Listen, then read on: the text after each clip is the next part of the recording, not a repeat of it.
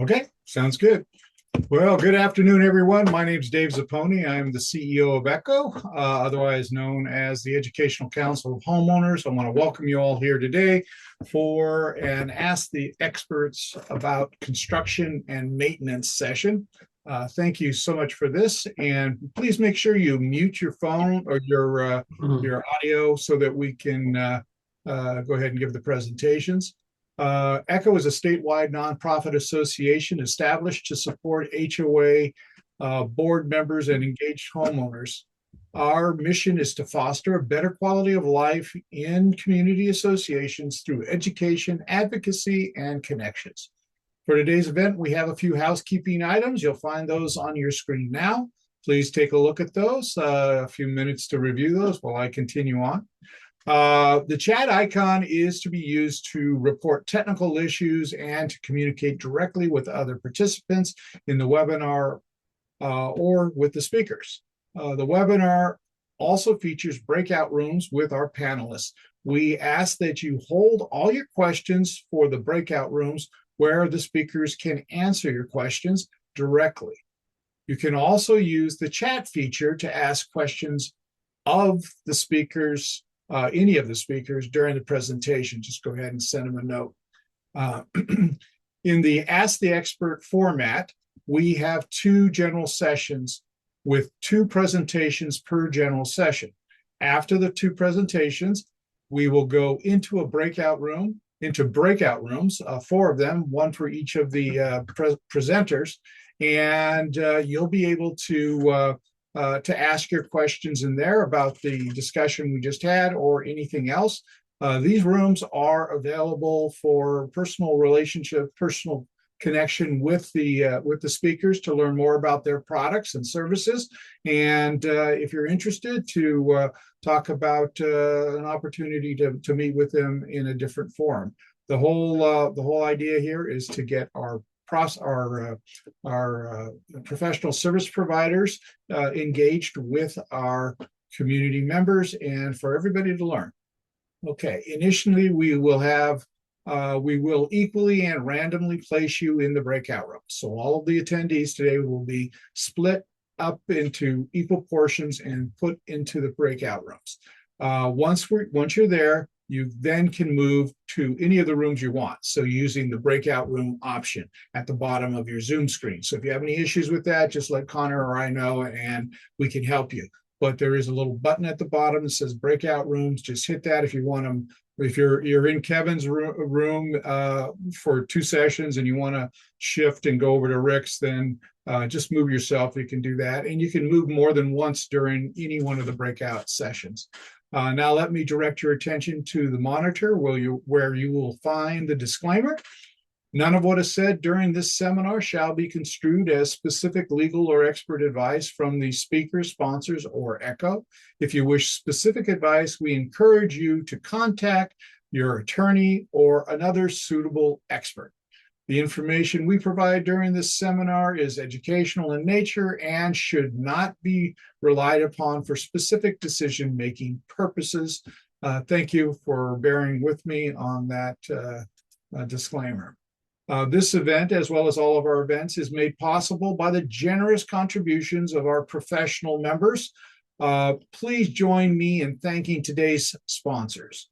Our premier sponsor is Reliable Pavement Services, RPS, and that's Rick Shively. Our panelists sponsors are Westlake Royal Roofing Solutions, Unlimited Property Services, Inc., again, Reliable Pavement Services, and the Kevin Boland Insurance Agency. Now we will hear a few words from today's premier sponsor, Rick Shively, with Reliable Pavement Services. Rick? Thank you, Dave. I appreciate that. Hello, everyone, and thank you for attending today. I just wanted to give you a quick introduction to my company. We are an asphalt and concrete paving consulting company, and we also project manage We actually prefer doing the entire package, and we look forward to being able to help you learn a little bit about asphalt and what to look for in preparation so you can avoid major replacement jobs. Thank you, Dave. You bet. And thank you so much for sponsoring this as a premier sponsor today. We appreciate it. And I'm sure everybody else does. So there you go. The professionals presenting today are Donna Bingo with Westlake Royal Roofing Solutions, Rick Shively from Reliable Pavement Services, Scott Swinton from United Property Services Incorporated, and Kevin Bolin from the Kevin Bolin Insurance Agency. They will do self-introductions during their presentations in the general session. And remember, we have one general session and then followed by a breakout room and then a general session and a breakout room. Each of the presentations are 15 minutes of educational or informational material. And then we go into the breakout sessions where we will talk specifically about the products and services of those who sponsor those rooms. 15 minutes and then 20 minutes in the breakout rooms. We do that twice. Let me introduce this first speaker for today, Donna Bingo with Westlake Roofing, Royal Roofing, and she'll lead us off today. So Donna, go ahead and kick her off. Thank you. Okie doke. Thank you, Dave. My name's Donna Vingo. I'm with Westlake Royal Roofing Products in the Unified Steel Department. And I'll just jump right into the presentation. This presentation, whoops, you jumped ahead of me. This presentation is not a how-to, but more to give the boards the information they need to make informed decisions for their HOAs. This information is available on the web, print articles, trade journals, governing documents, but it's often scattered. So we pulled it all together so boards understand the process, the responsibilities, and where to get help.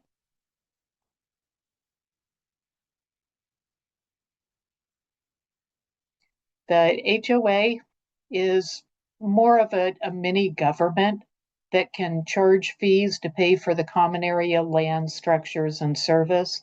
The HOA board is responsible for all decisions and must vote on each action. I like to start, whoops, next, Connor.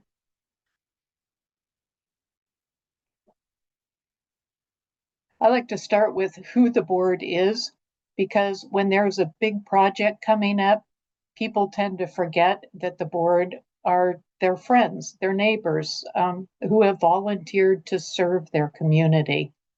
Most board members are professional people, but not usually construction professionals.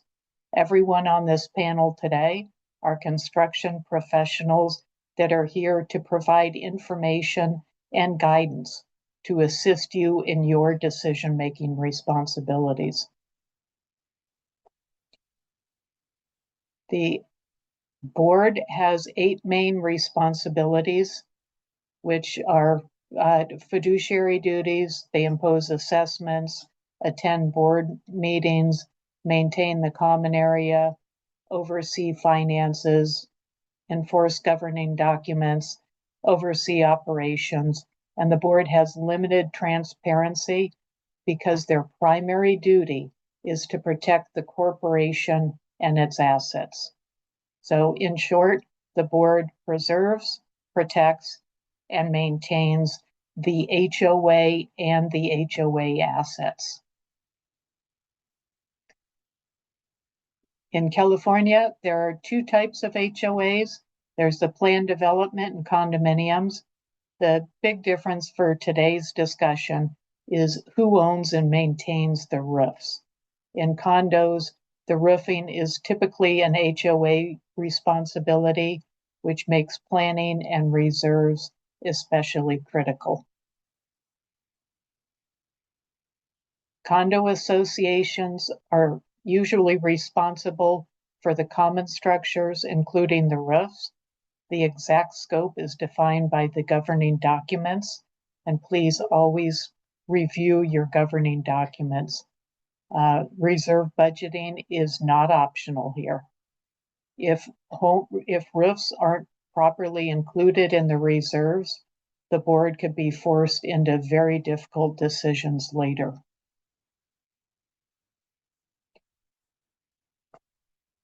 Boards today are dealing with more complexity than ever. They've got aging buildings, insurance pressure, deferred maintenance, and underfunded reserves. It can feel overwhelming. That's why I always tell the boards to pause, breathe, and remember, you don't have to be the experts. Your role is to know where to start and who to lean on. So where do boards start?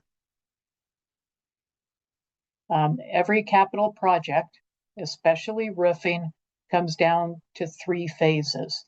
Got communication, planning, and construction. Communication is the most important and the most overlooked.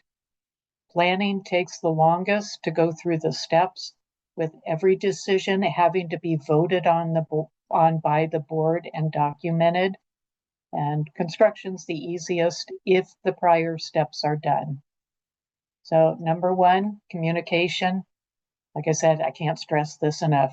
Communication with the HOA members is critical to the successful project.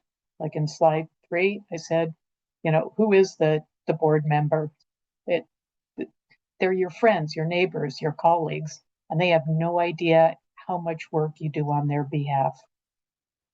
Now is the time to keep very open lines of constant communications so everyone knows the why, the what, and the when regarding their roof replacement. Nobody likes to be presented with a large project or a large bill that they know very little about. So please notice homeowners about your roof replacement, the planning, invite them to board meetings, have frequent town halls, evening socials, picnics, pizzas, anything to get them involved and to keep them involved throughout the project. Number 2 is project planning. Now for the bad news. For a medium to large HOA, it will take much longer than anticipated, as the board has to make many, many decisions, and that includes a vote on each decision. The most important part of project planning is knowing the re-roofing process or the steps the HOA goes through for a successful project. And the second is, where do you get the necessary information? That's the main focus of this presentation.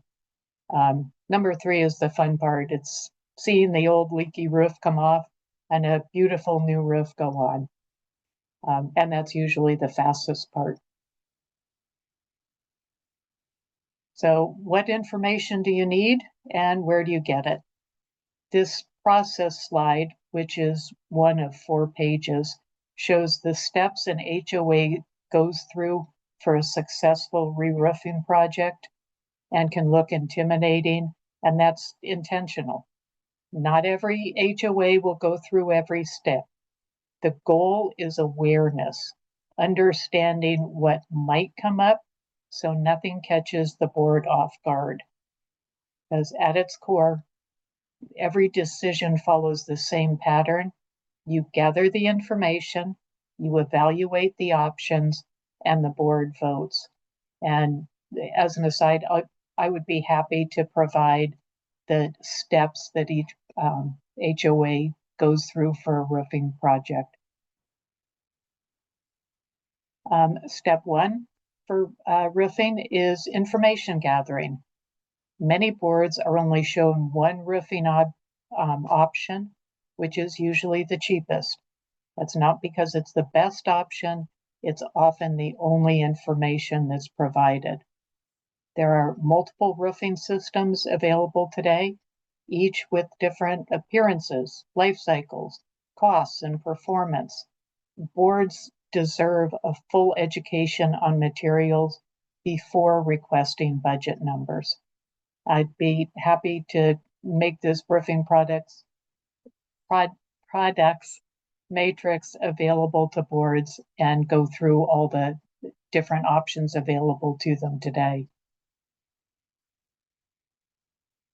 So board education, this is where the fiduciary duty really matters.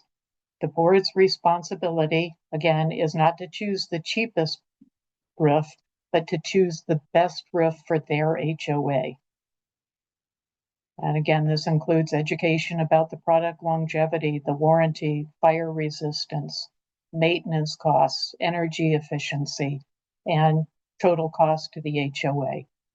Once the decision is made, it should be formally voted on and clearly communicated to the homeowner. So again, one, you gather the information, you make a decision, the board votes, and you communicate it. I mean, I would recommend schedule a town hall or invite the homeowners to board meetings where they're told why the re-roofing is necessary, what the product selected is, and the timing, the when. So you've got the why, what, and when.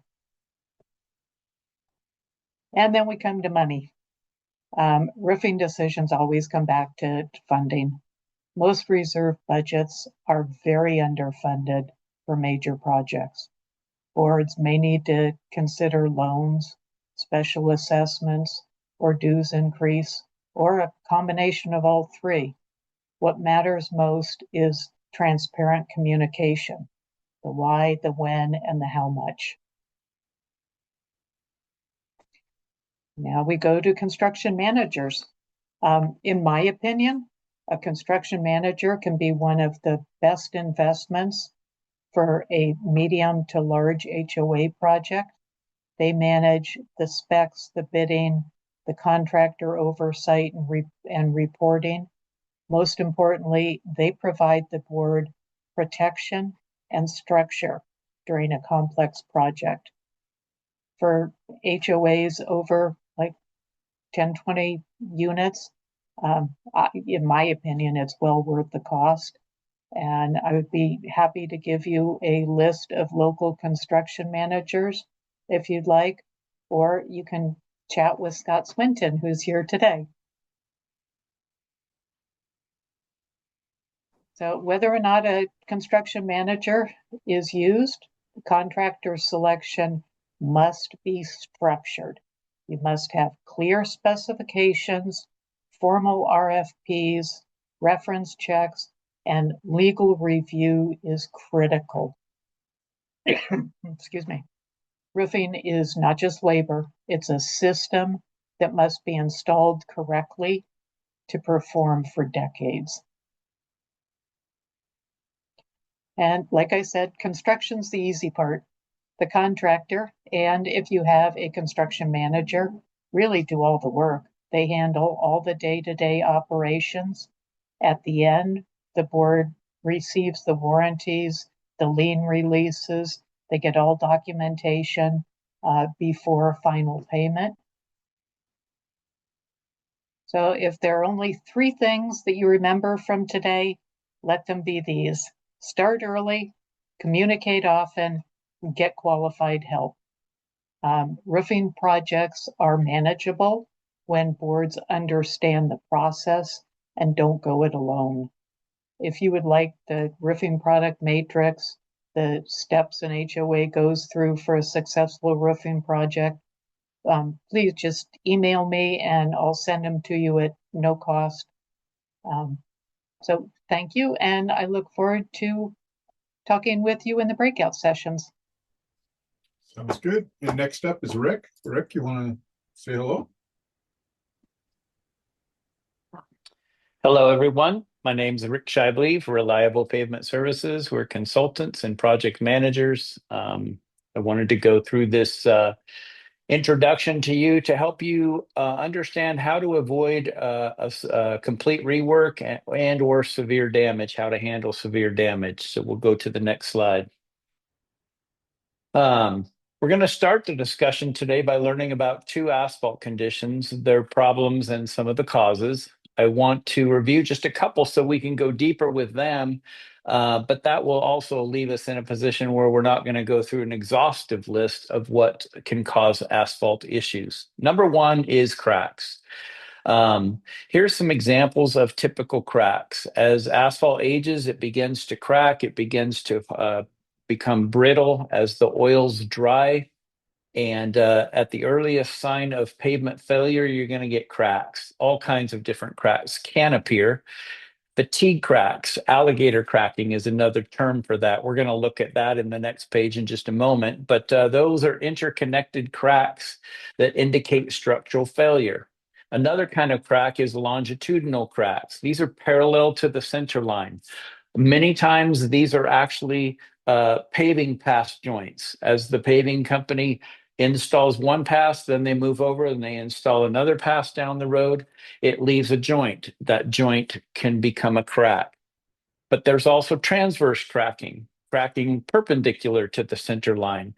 These are often called grade break cracks as well. These are locations where the structure of the pavement cracks as you drive down the road, and it causes a crack across the street. These can also be based on utilities that will often cause either longitudinal cracks or transverse cracks. There's also block cracking, just like it sounds. It's a large block or a small block or a medium-sized block. These are the beginning of fatigue cracks, where the base is moving and becoming unstable underneath the road, and it causes the large block cracking. Another type of cracking is edge cracking. It's along the pavement edge, of course, the perimeter of the road or the parking lot.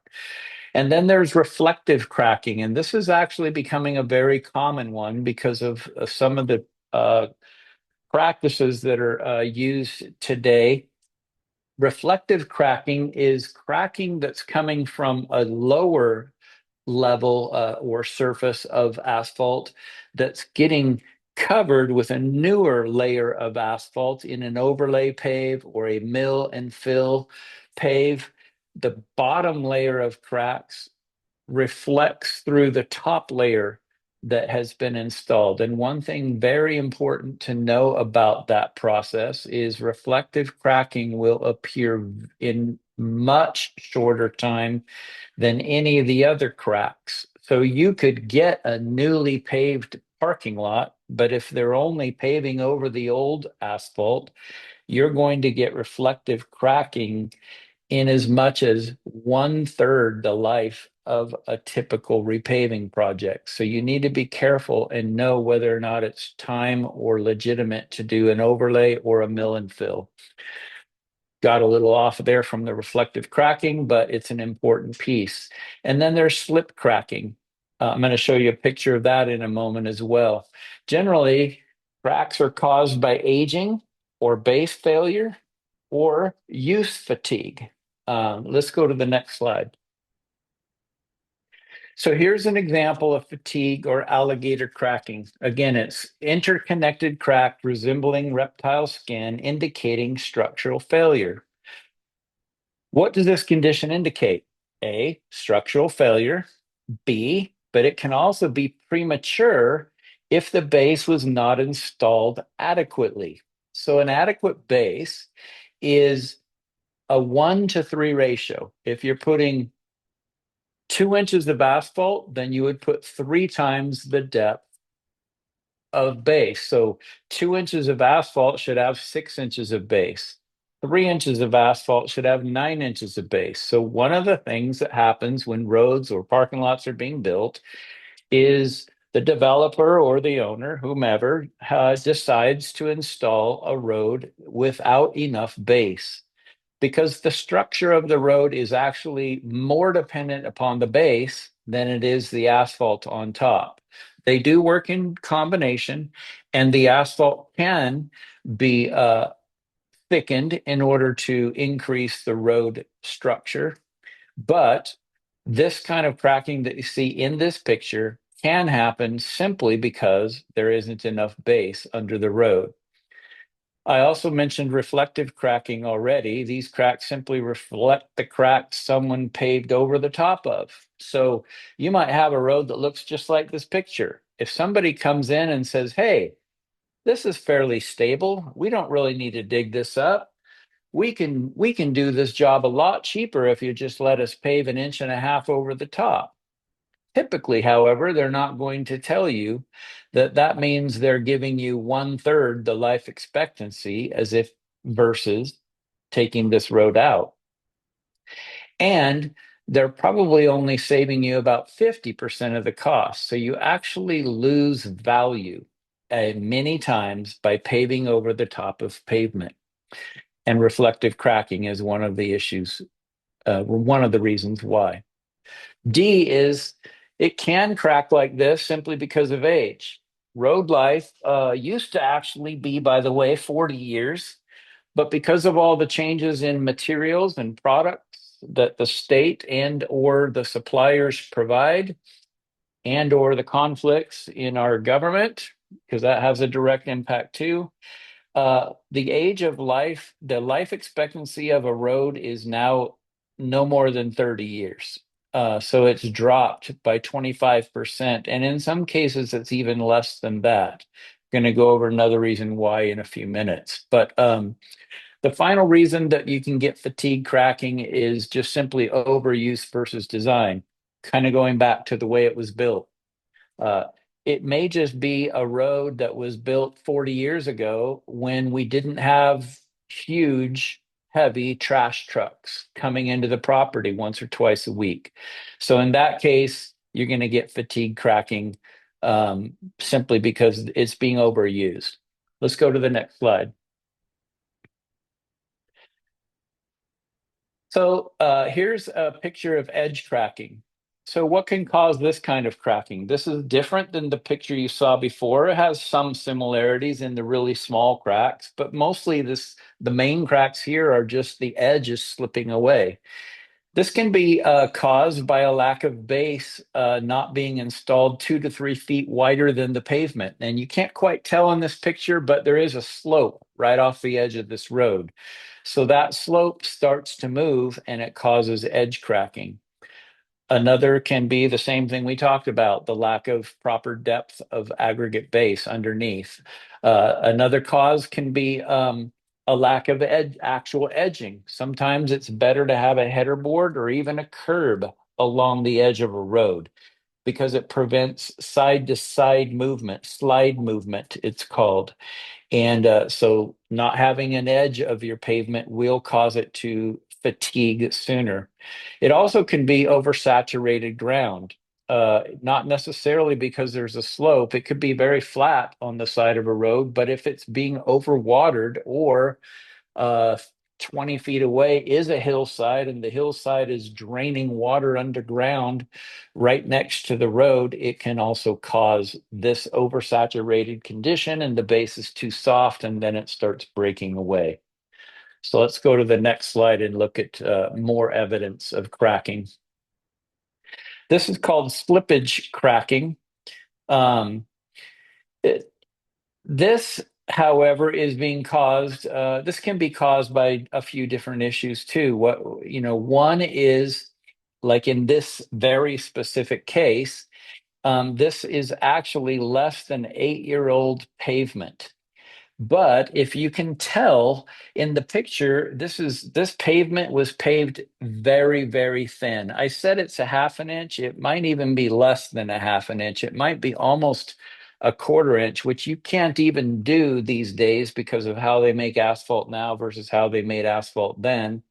There's not good enough binder in asphalt these days to even pave that thin. However, people are still paving about 3/4 of an inch over the top of bad asphalt, and it simply starts to slip. It's not thick enough to have the structure to expand and contract with the pavement below. So it's expanding and contracting at a faster rate than the surface below, and it causes this kind of cracking. And by the way, I have it written in there This was installed at a 1/2 inch or less. Specifications say that not less than 1.5 inch depth of compacted asphalt should be installed as an overlay.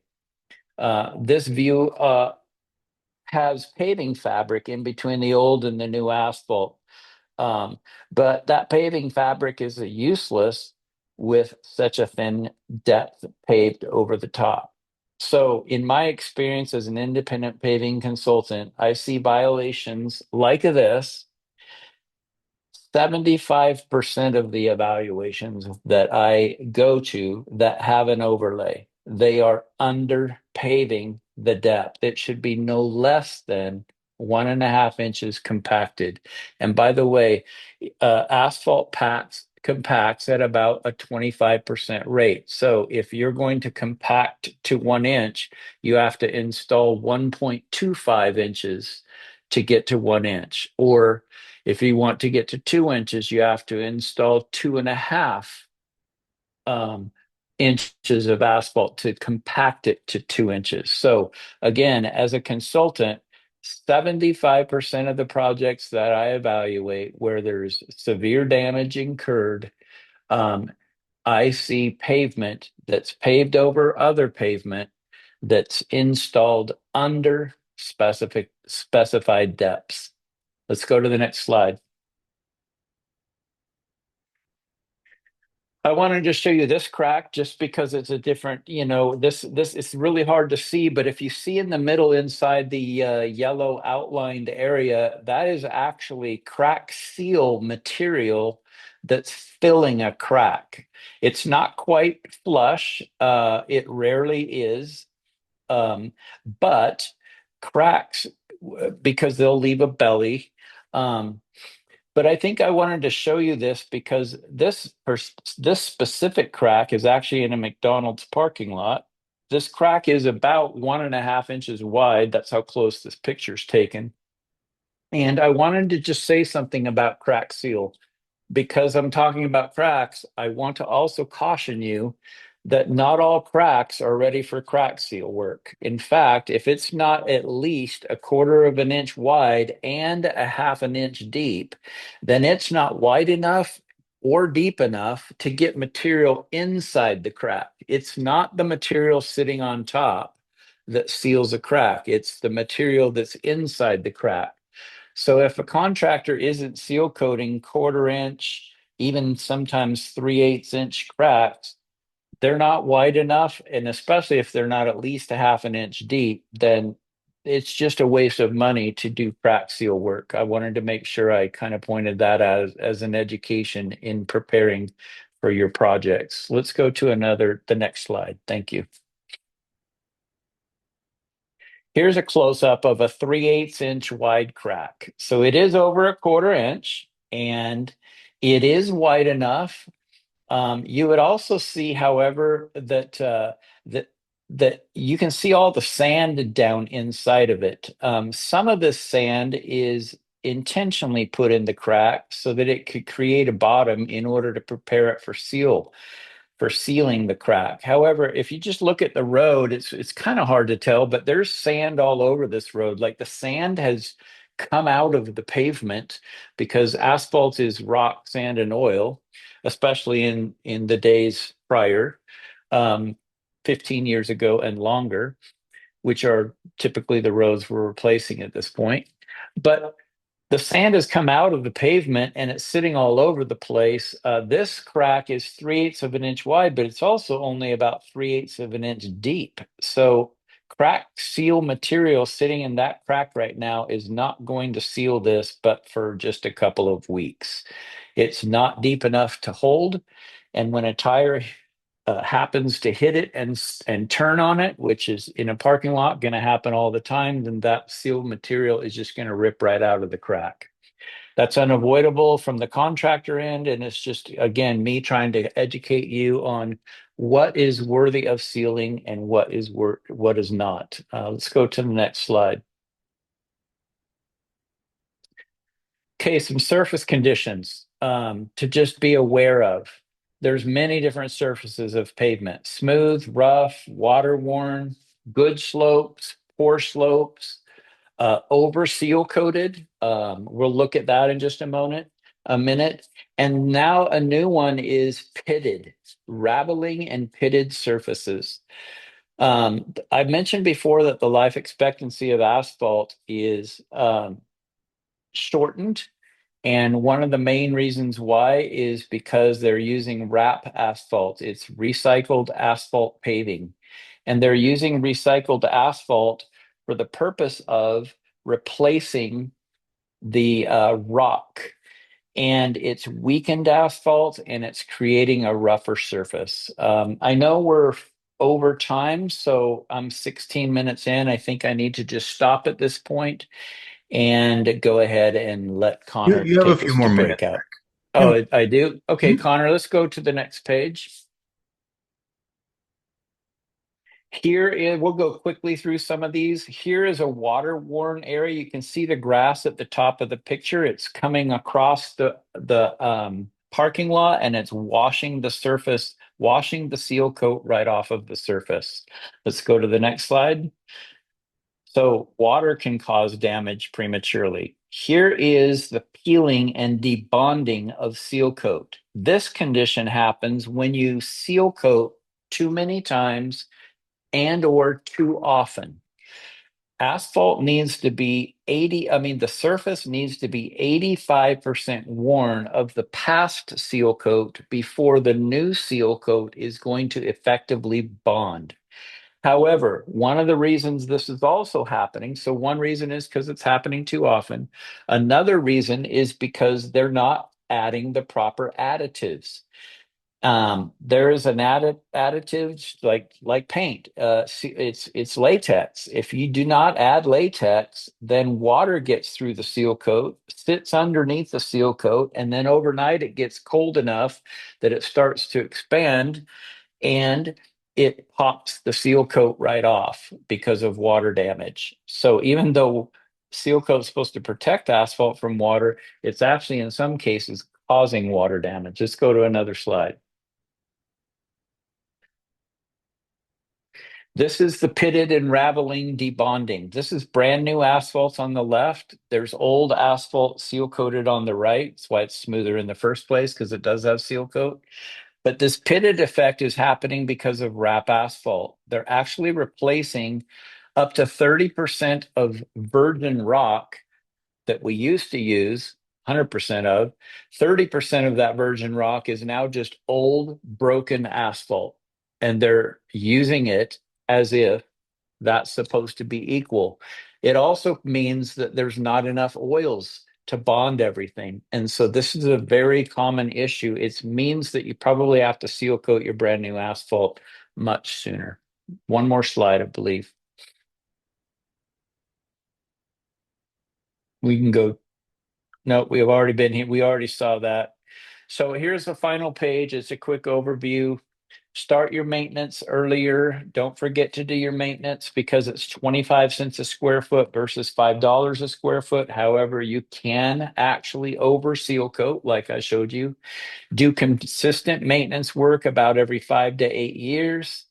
If your asphalt has over 5% damage, then it kind of means you're behind schedule. If it's over 20% damage that needs to be replaced, you've actually lost the integrity of the road and you might as well just run its life without putting much money into it and plan for the big project. Apologize for going overtime here, but Connor, I think we're good. You're actually right on time, Rick. So thank you for that presentation. And we're going to be moving right on into our first breakout session of the day. So during this session, you'll be able to talk to our panelists, Rick and Donna, who just spoke, or you can speak with Scott and Kevin, who will be speaking in the second half of our general session.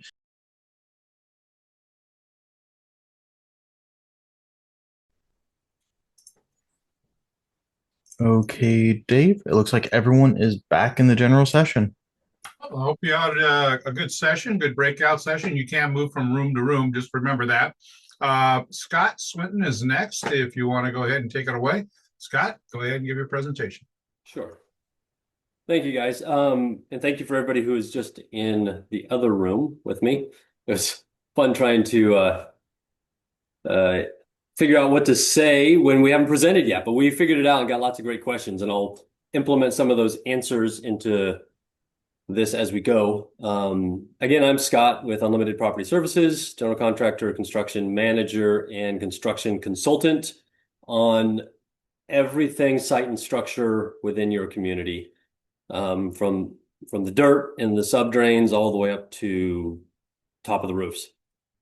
Do I advance slides or do I just holler out? I holler out. Okay, cool. So the whole idea of replacing electrical meter panels has been a concern and an issue in the industry for a while. I'm not going to spend a lot of time on why. Most of you here probably know that the insurance companies are the main driver for this. Obviously the insurance companies are becoming very problematic in California, and stuff like trip hazards and guardrails, spacing of pickets and stuff like that has suddenly become very interesting to the insurance companies. Electrical meter panels are on that list.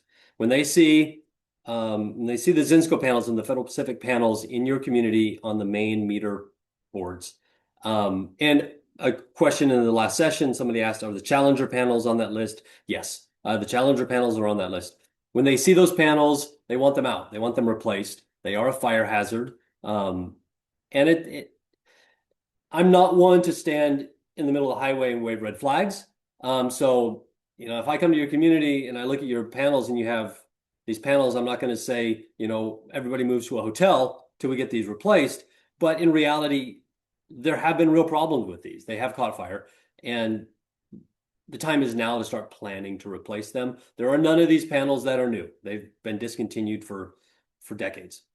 So the insurance companies are really the main driver right now, but some communities are seeing the future and they are contacting us and saying, hey, let's get ahead of this and just replace it before we're forced to. All right, next slide. So I mentioned earlier, the Zinsco panel, the Zinsco company was a leader in custom design panels. They got a lot of work, especially in multifamily, because they could custom design these meter panels to fit in unique locations.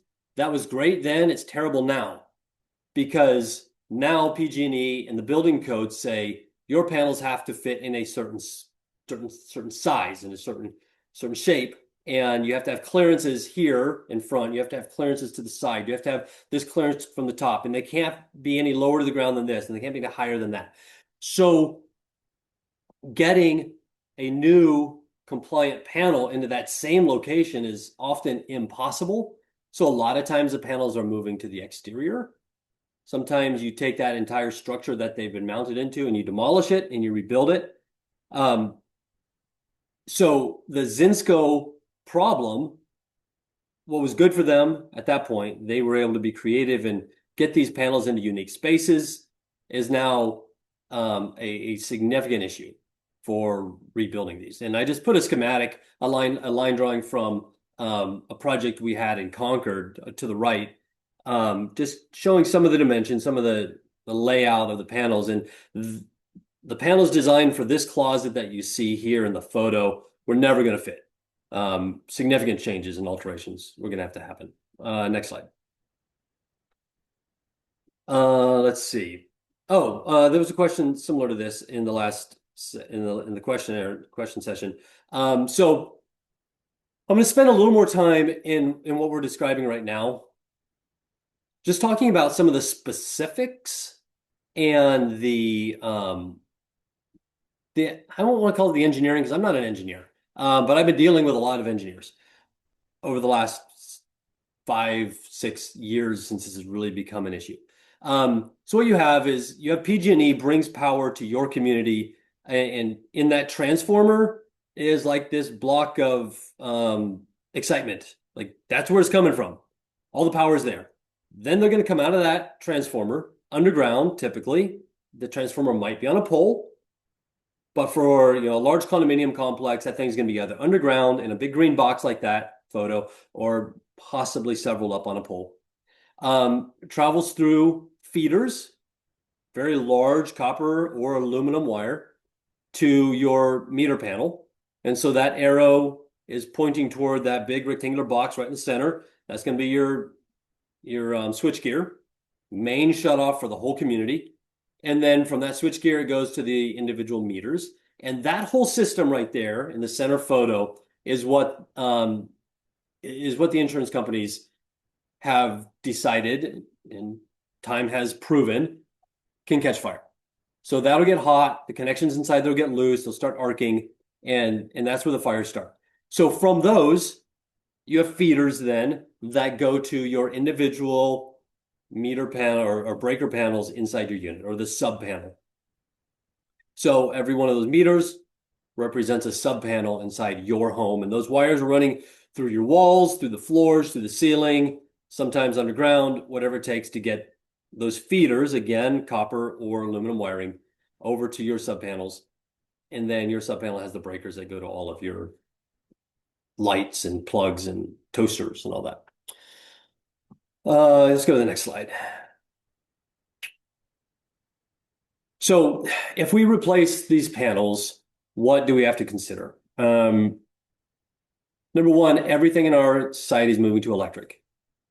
So a lot of times we'll come into communities and there's a, like a 70 watt or 70 amp meter panel or breaker panel in each unit, which was perfectly fine at one point in time. Maybe gas stove, maybe gas heat. A lot of these things, I think I have another slide coming up where it talks about it. One of the problems is that some of these things, gas stoves and gas appliances at all, becoming problematic based on some recent legislation. So everything's going electric. When PG&E comes in and they say, swap it out same for same,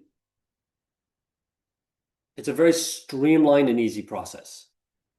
When you say, hey, we'd actually like to turn these into 100 or 150 amp breaker panels, they're going to say timeout. Number one, you need a new new transformer out on the road. So you're going to have to pay for the new transformer. And the feeders going to your building aren't in conduit that's big enough, so you need new conduit.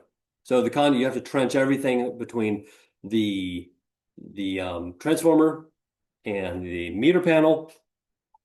So what seems like it could be, hey, while we're at it, let's just add more power, suddenly becomes a huge engineering undertaking. So all of that in mind, like the timeline of what you're doing with other related projects, I spent a little time in the breakout session talking about what we do in a community when there's like a myriad projects, doing a triage. And this project may be one of many. You may have roofs that need repair. You may be doing your landscaping, maybe fencing. And you look at this simple little electrical meter panel project, and we talk to Rick about the asphalt. We say, hey, Rick, we may want to put your project on hold because we're about to trench across all of your parking lots to bring in the new conduit for these new upsized meter panels. Maybe the landscaping is about to be redone. Time out. Let's get all this underground work done first and getting to these meter panels. Siding and trim painting projects coming up. We have a community that we were working with where we recommended they put that whole project on hold while we rebuilt all of the meter panel enclosures that were built on the outside of the building. So what else you need to consider? A lot of stuff and that probably applies to every project you're working on, is just to step back and say, what else is involved with this? And what other pieces, what are the other elements of the reserve study, what other elements of the overall project of maintaining a community are going to be touched when we do this project? Let's go to the next slide. Thank you. Some other things to consider: EV charging. Again, Question is, do you have the capacity in a 70 amp panel to charge your Tesla? Yeah, if you're okay with it taking a couple of days to get it charged. But you're not going to get anything close to a high-speed charging out of a 70 amp panel that's supposed to be also running your condo. How do you get your power specifically to your parking spot? Whole nother conversation.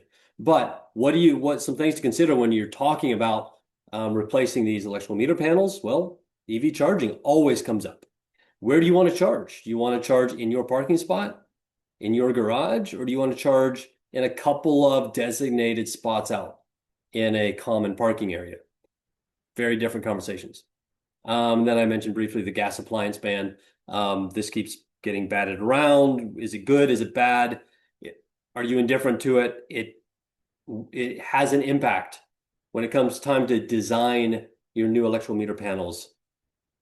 Whether or not you're going to have to transition away from gas appliances, this is something you have to consider. Next slide. And Connor, I have no idea how long I've spent. Do I have 1 minute or 5? You have about 5 more minutes. Okay. So some more engineering thoughts. I thought I'd throw in this image here. This is in Corte Madera. This is a community. This is something that PG&E puts together. Their construction drawings. Go to the next slide. I think we zoom in a little bit. So you can see their purple lines, their green lines. They're trying to tell us where their boxes are. They have multiple transformers in the ground, in the sidewalk, in front of this community. We're bringing power to 3 separate buildings. You can see the green lines are showing where their distribution lines are underground. You can see, maybe zoom in one more time. I think we got the next slide. I think I zoomed in again.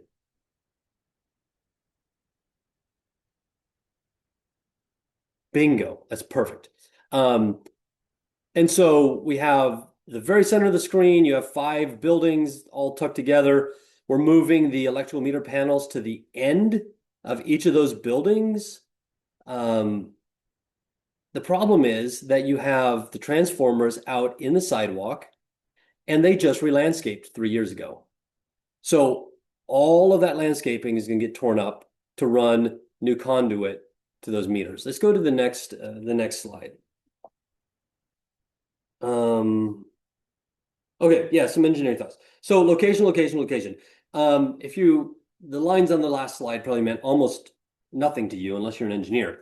But what they mean to me is you have concrete sidewalks with electrical meter or with transformers underground, asphalt driveway, another concrete sidewalk, a drainage swale, and landscaping between their transformer and the new location for the meter panels. The new meter panels require new underground conduit for the feeders to run through. They're going to lose a driveway, they're going to lose a curb, a sidewalk, and a bunch of landscaping. And one of the considerations that I'm presenting to that particular customer is that if they do a one hop, rather than going straight with conduit from the transformer to the building, if they take it from the transformer to a secondary box, they can actually trench underneath a lot of that and avoid tearing all of it up. PG&E is not thinking about that, but PG&E has a rule, which is you can't have more than 360 degrees of bend in the conduit underground before you resurface and have access to it in a box. So for several of the instances on that particular community, in order to route those lines the way I would like to route them, we end up with more than 360 degrees of elbows. So that's 4 elbows, 4 90-degree elbows. If you have more than that, PG&E says we need to be able to open a box and look down at the wire. And so part of the challenge in working with PG&E and the building department and the physical location of where everything is at is understanding the codes and saying, you know, if we just think about this and we move a box over to here, then we can tunnel or we can trench and avoid tearing out all this landscaping. So location, location, location. You can see in this particular photo, there's a tree that wasn't that big when that meter panel got put in behind those doors. It's in the way now. It's within 3 feet of that opening. And I don't think they want to cut down that tree. Interior mounted panels are suddenly being installed on the exterior, just so that there's enough room to get them in. What's the next slide? I'm not going to get to talk about permits, I'm pretty sure. Some more variables. The location and ampacity of the PG&E transformer. Does the transformer that PG&E has already assigned to your building or your set of buildings have enough amperage in it? If it doesn't and you need to upsize, we're finding a lot of times PG&E charges you to do that. Your municipality means everything. I was at the County of Marin recently, and they're like, no, meter panels, whatever. You can do that online. Just turn it, apply for a permit online. We'll send somebody out there and inspect your installation, and you're done. Completely different than here in Concord, where I'm at right now, or in Oakland. Oh my goodness. If you're in Oakland, it's a long process. Very different. They're not so flexible. Surprise, surprise, Marin has found something to be flexible on. And then the location of the panels regarding trenching, putting the exterior, I've talked about some of this, and then location of adjacent utilities. I might have one more photo on the next slide. I don't recall. So I think I must have scrubbed a photo that shows a sprinkler riser and a gas meter and all these other pieces of the utility equipment right there in proximity to the existing electrical meters. Might have been okay then. It's not okay now. It's going to require some relocation of something. The condition of your feeders, the type of feeder, whether it's aluminum or copper. Aluminum is not necessarily problematic, but it has to be considered. Amperage of the mains and the sub panels, we've talked about some of that already. Connor, either kick me off or go to the next slide. I feel like, oh, there we are. Yep, that was your last one. Perfect. Yeah, well, if you have any questions from Scott about pulling permits, I looked at your slides, a pretty good slide, so we'll have to catch you next time and you can ask him in the breakout room. I think Kevin's going to talk with us a little bit now about insurance and making sure that you cover yourself from having people on property and what have you. So Kevin, you're our expert. Go ahead and give it a roll. Thanks so much, Scott. Hi, everyone. Kevin Bullitt here. I'm a farmer's agent in Novato for the past 26 years. And about 10 years ago, I started to sell and manage insurance for homeowner associations. And I have about 67 as of last week. And I have a nice, well-trained, four full-time and licensed agents, including my wife, who is really good about keeping all of us on our toes around here. Okay, so I'm going to be talking about insurance in general, and I'm going to try to specifically talk about some subjects that I know are on every board member's mind, which is insurance rates. So Connor, can we go to the first slide? Oh, okay, you're already there. You're too quick for me. Okay, thank you. So we all know that insurance rates will probably never go down, correct? Well, maybe. Some insurance companies that I know are actually offering smaller discounts this year if you have a great claims record and you're not in a high wildfire zone. So don't rule out the possibility, but in general, we know that insurance rates typically go up. And as we've seen in the last 4 or 5 years, every single year insurance rates went up for the HOA community. Non-renewals went up for the HOA community. And the amount of money the insurance company demanded that you pay to make your HOA more safer has also gone up. So this year, you can probably expect the same, although you're not going to see as dramatic rate increases as in years past. And the reason for that is that relatively speaking, 2025 was a good year for the insurance industry because compared to 2024 and 23 and even back as 22, we did not see as many major hurricanes or storms or flooding, or with the exception of LA, we had one major wildfire in California. So believe it or not, despite everything that did occur, it wasn't as bad as it was in previous years. So you should not really expect to see dramatic rate increases. I know your budgets are done, so if you budgeted for about a 10% increase, that's probably a good way to go. And that's what I recommended for most of my customers, although luckily so far we're seeing a little bit less. Okay, so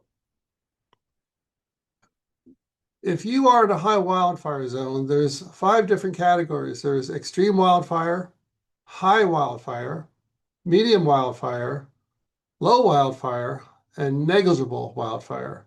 So if you're in that negligible or low area, your rates, should be not really impacted too much by a high wildfire zone. However, there's a secondary rating factor that most people don't know about. It's called the ARF, which stands for Area Rating Factor. And all the insurance companies that insure HOAs in California, what they look for is a measurement of the density of their customers in a particular zip code, city, or county. So if you're in like a low wildfire zone, but oh my gosh, that insurance company has a real high density of customers in your zip code, in your city, or in your county, they may either not renew you or charge you more for that. Because if there's a wildfire, even though it's a remote chance, they could lose $100, $200 million. And the LA wildfires was a really good example of that. You had Travelers, Farmers was hit, State Farm was hit really bad, and even the California Fair Plan was hit really bad because the density of customers was too high. So those are the 2 rating factors that you want to be aware of. And number 2, how profitable is your company this year? Because in the last 2 or 3 years, Moody's and AM Best, they downgraded a lot of insurance companies, my insurance company in particular, even though now they've come back 100%, which is great. If your company is profitable, that means that they can give you discounts on your rates. Or if they write you as a new customer, they're not going to charge you as much. It's very, really good to know how profitable your company is. And you'll see it in the way that they handle the renewals. Very few companies are profitable because they did not take a lot of dramatic steps to cut their costs. Some companies did. So I would say of all the years to shop your insurance, this year is probably one of the best, and next year as well, because you're going to see some dramatic differences between carriers. Obviously, if you have claims, your rates are going to go up. So pay the small claim. I'm always a big advocate to make sure if you're a small HOA, pay the $5,000 out of pocket is worth it, because if you have 2 or more claims over a 3-year period, your rate's going to go up. Or the insurance company, like I've seen as well, they can non-renew you. And you don't want that to happen, because if you're non-renewed by a standard company, most other standard companies won't want you either. And then you got to go into what's called the non-admitted or surplus lines industry, where the prices are mercenary. They're really high. And I know there's probably a few board members out there that know exactly what I'm talking about. Construction inflation, I've seen about a 5 or 7% increase.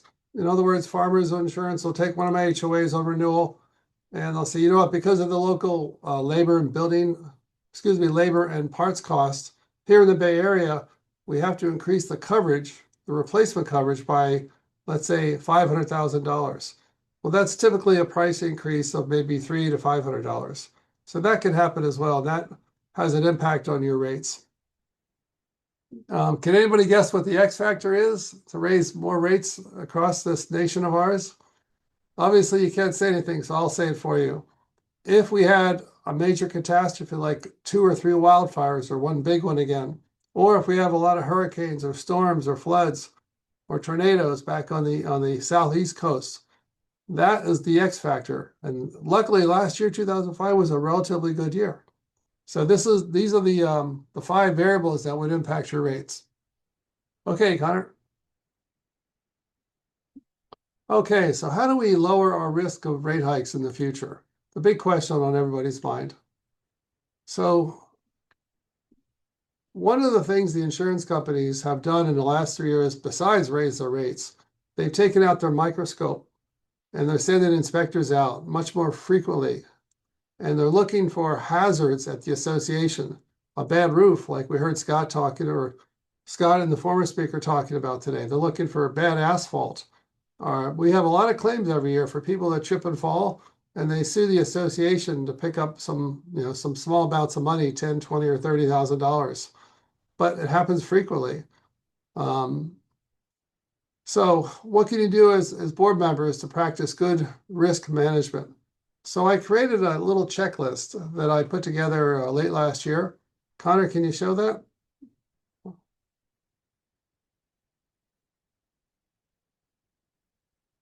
Okay, yeah, there it is. A little bit. Can you make it bigger, Connor? Oh, that's perfect right there. Thank you. So I listed 19 criteria that the insurance companies are looking for in all their HOAs, whether to raise rates, non-renew, or keep rates the same, or maybe even a small discount. And if you follow these and have your professional manager follow these, you'll be in good condition. It's all about risk management. And the number one factor that I have on there, thanks, Connor, is, as Scott was talking about, the Zinsco panels. And there's 7 other panels that are also considered dangerous panels because if there's a surge in electricity, they don't break. They don't stop the flow of electricity. The bus bars are messed up. And this can cause either a fire or someone who touches the panel to get electrical shock, which has happened. So Connor has volunteered to send my checklist to everybody, which is great. And in the breakout room, if you have any questions to me about this, I'll be happy to answer those as well. But I have, I wanted to say that in the last, 10 years, all the insurance companies really looked at was if you had a claim. Oh, you got a second claim. Oh, that's not good. We're going to raise your rates. Now they're looking at you with that microscope, and they want you to spend money to protect your own HOA. They want you as board members to not just do a good job. Good's no longer good enough. They want you to do an excellent job, because when renewal time comes, in the last 6 months, I've asked my board members or the manager, do me a favor, put together a list of all the maintenance projects that you worked on in the reserve study in the last 5 years. And also let me know anything else that you've done to keep your HOA safer. And I send that to farmers 60 days or 30 days before they renew, and it impacts the rates, because if they were planning a rate hike, they might mitigate it, they might have cut it in half, or they might even give a discount. It's a possibility. And every insurance company, if you've done a great job of making sure that your HOA is safe, you practice good risk management strategies, they're going to consider giving you a discount because you're a good customer to have. They want your business if you don't have claims, right? Or if you're not in a high wildfire zone.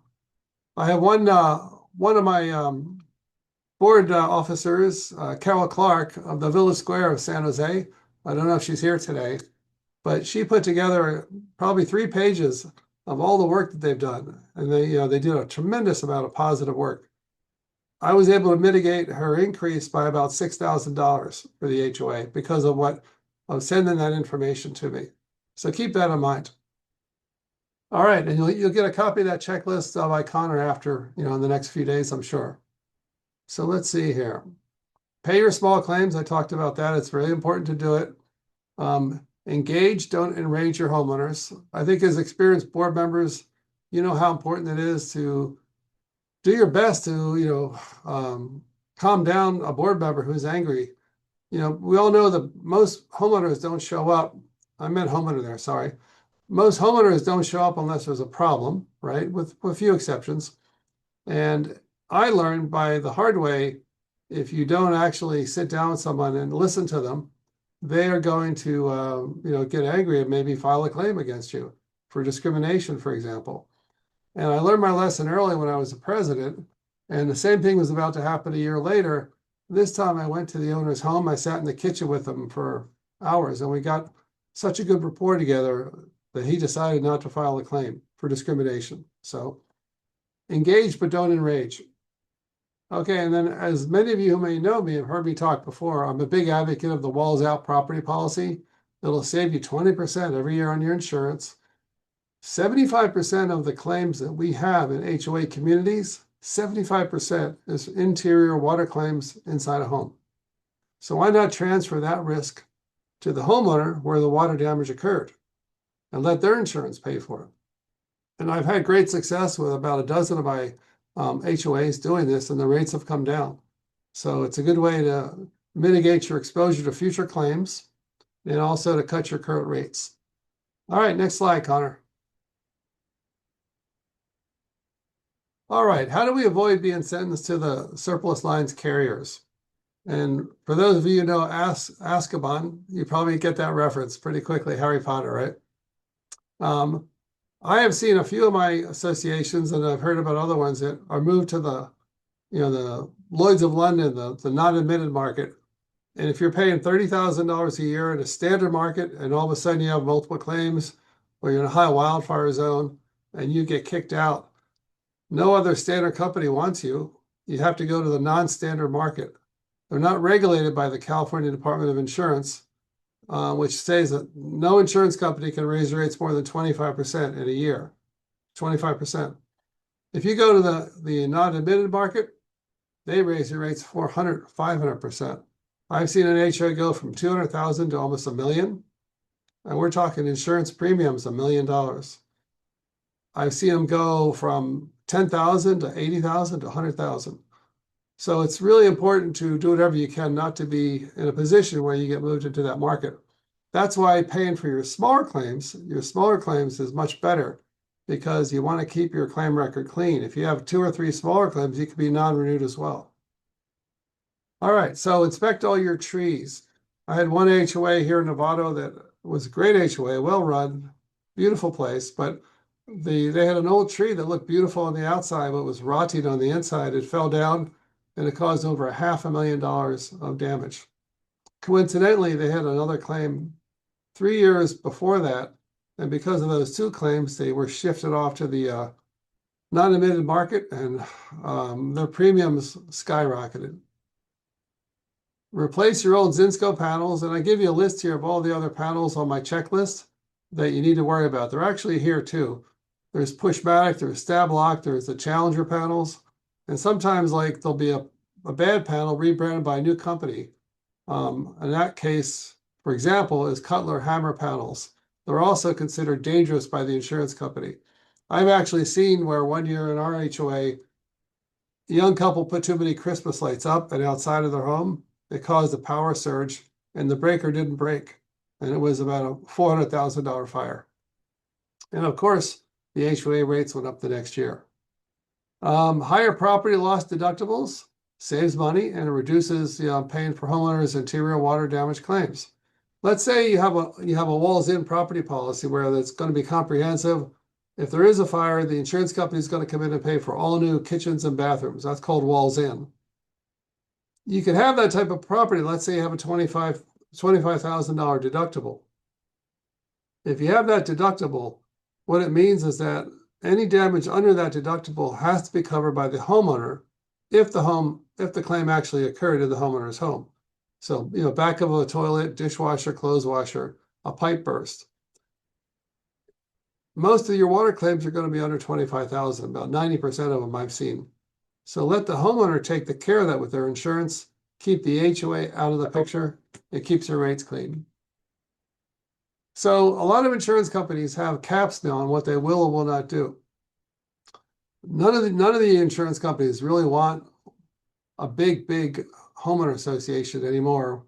Condominium association, planned developments are okay because the individual homeowners have to insure their homes. But for example, if your replacement cost for your buildings is $75 million, farm insurance will only insure you if you've been built in the last 10 years. And that's very few associations of that size. They love that because they know if it's a newer HOA, it's going to have a fire sprinkler system, it's going to have all alarm system, it's going to have a lot of controls in place. If your replacement cost is $50 million or less, Farmers Insurance can insure you if you're under 50 years of age. If you're over that, they really have no appetite to insure your HOA. And this is true for Travelers, for Philadelphia Insurance Company. It's also true of a few other companies that do business in California. Everybody has their guidelines. Some are a little more, some are a little less. So I just wanted to share that with you so you know about it. I think that's it on this one here. I think if you want to avoid going into Azkaban, practice this proactive management, get ahead of the curve, get rid of the Zinsco and other type of panels, because that is a big plus. Like Scott mentioned, the insurance company can non-renew you, and they will if they find out you have all Zinsco panels. Okay, sounds great. A good little session here. Appreciate it, both Scott and Kevin. Thank you so much. Connor, I guess we can go ahead and go to the breakout rooms. Keep an eye on your clock in the upper right corner for the time. We'll have 20 minutes in the breakout sessions. Thank you so much. Okay, here we go.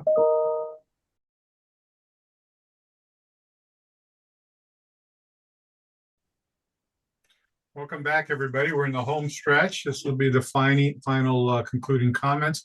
Donna Bingo, we call that Saved by the Bell. You didn't have to answer that question. So hopefully you were able to. And we're all back, Dave.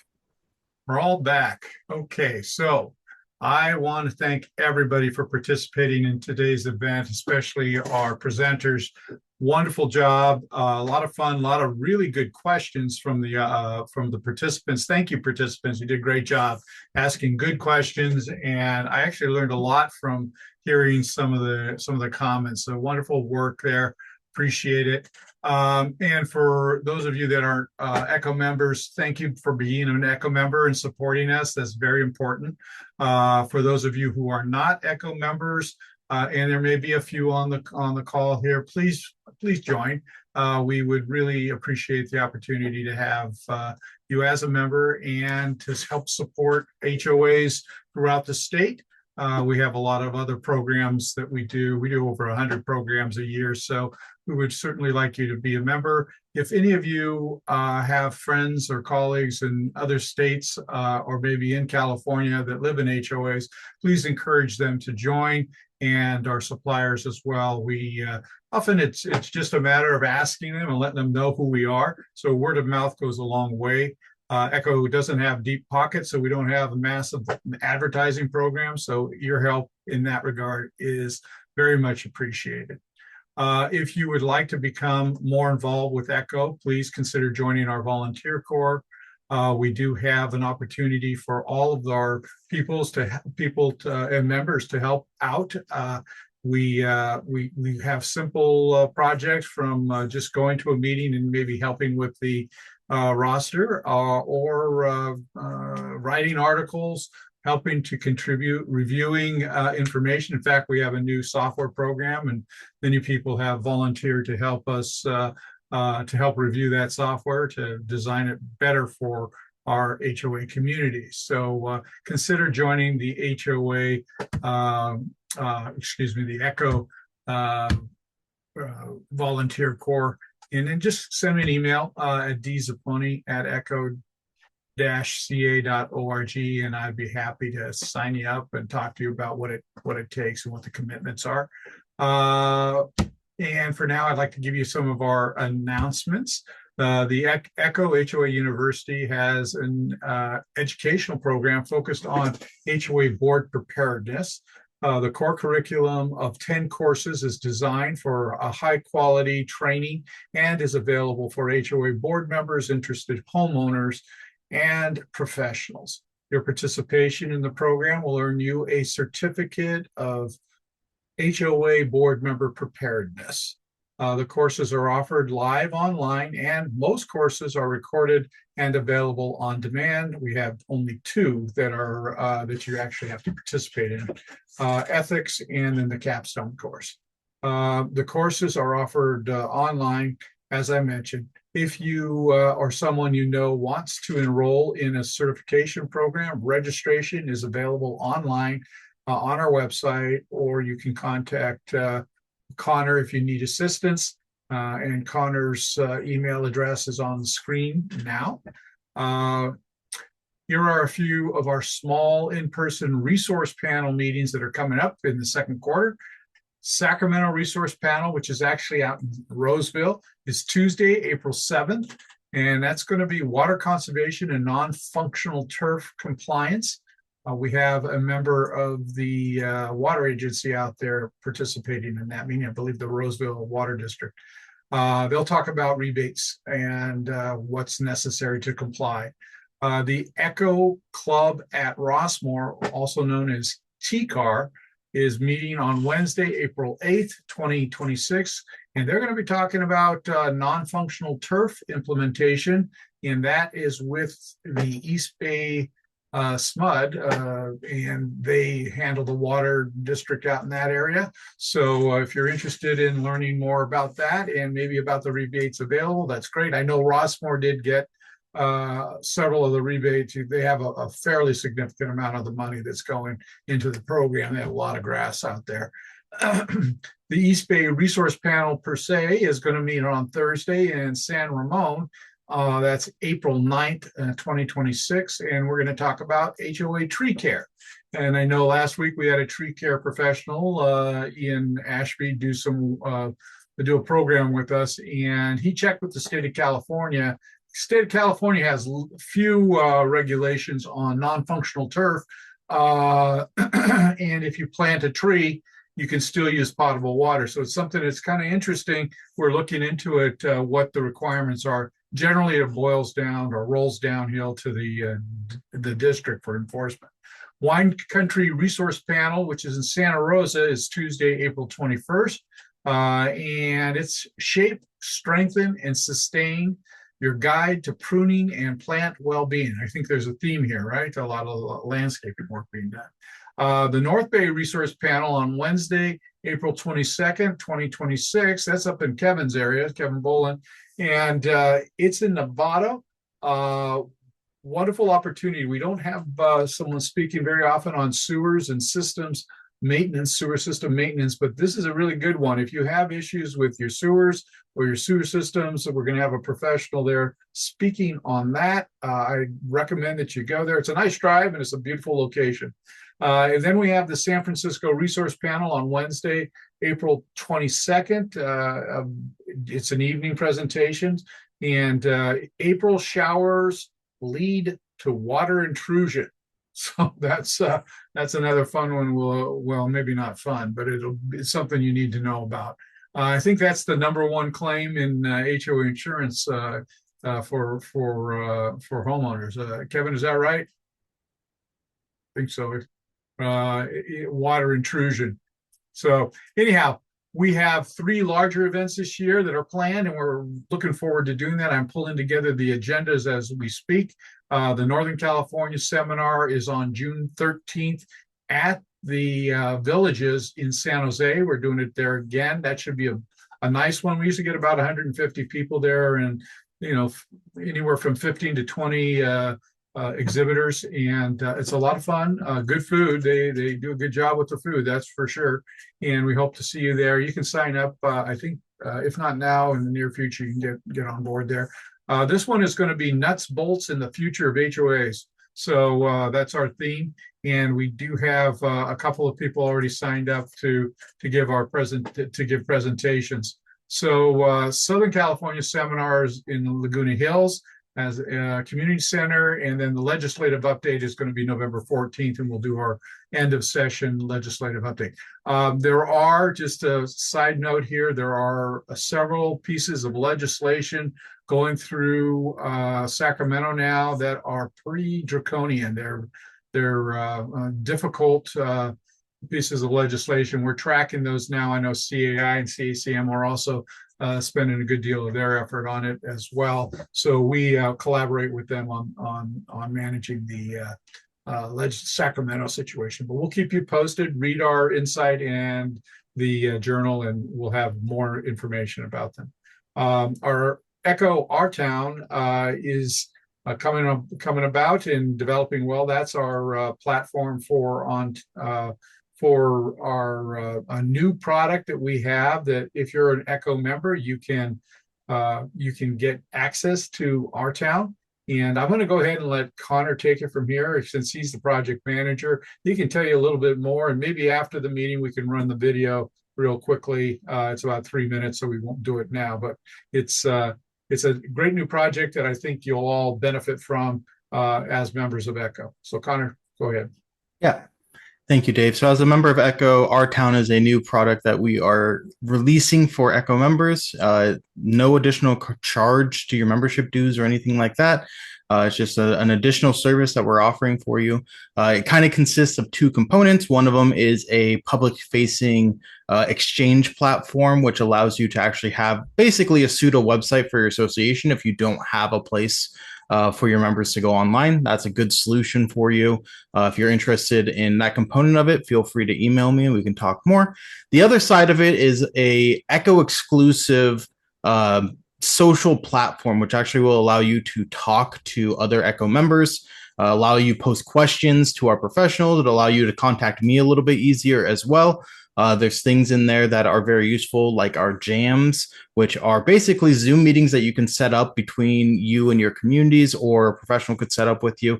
It's basically just an all-inclusive social platform that is limited to Echo members. So it's a great place to get some knowledge, to learn a little bit, talk to fellow board members, figure out what they've done. Right now, we're currently beta testing it with the board members club. So if that's something that you're interested in and you want to learn a little bit more, feel free to shoot me an email, or I can also send you the YouTube link to the video that Dave mentioned, and you can take a look at it. We're always looking for additional people to join in as we head through this kind of first release phase. And other than that, we have a few upcoming webinars, just like today's, that you may want to participate in. On April 16th, we have a community conversation with our one and only Donna Vingo, who is here today. She's going to be going deeper into the roofing project, the board responsibility with it. So if you enjoyed her little sneak peek today, feel free to join for that community conversation on April 16th. Well, she'll be doing an even deeper dive than she did today. On April 23rd, we're going to be doing our educational workshop, evaluating your HOA management company. This is going to be taught by Frank Alioto and Dave here, who is our CEO. This is a great program. It gets raving reviews every single year because it helps you kind of discover what you need to do when you're thinking about switching, or why you should switch. It's a great project, and hopefully you will be there for that. If you're part of the HOA University, you are automatically registered for this program. And on May 2nd, we are doing our next installment of the Echo Ask the Attorney. This one is going to cover laws other than the Davis-Sterling Act. So if you want to come and learn a little bit more about the other laws that govern HOAs throughout the state of California, feel free to register for that. It's a great program. We have a great faculty of presenters at that one, and that would be a great presentation, especially if you're in the HOA University. That is another one of your courses.